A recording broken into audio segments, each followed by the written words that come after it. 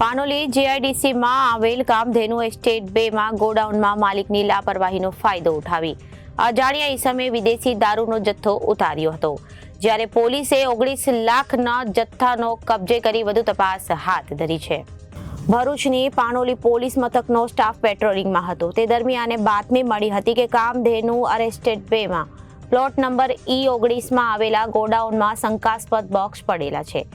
જે બાતમીના આધારે પોલીસે દરોડા પાડ્યા હતા। પોલીસે ગોડાઉનના માલિક વિનય સુભાષ શર્માને સાથે રાખી અંદર તપાસ કરતા તેમાંથી વિદેશી દારૂની 10,836 બોટલો મળી આવી હતી। પોલીસે 19 લાખનો દારૂ કબજે કરી કાયદેસરની કાર્યવાહી હાથ ધરી છે।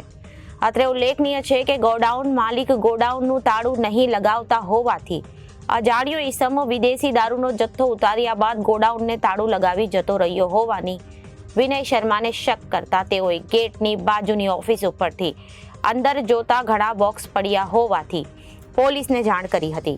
બુટલેગરોએ દારૂનો જથ્થો ઉતારવા માટે માલિકની જાણ બહાર ગોડાઉનનો ઉપયોગ કર્યો હોવાનું બહાર આવ્યું છે।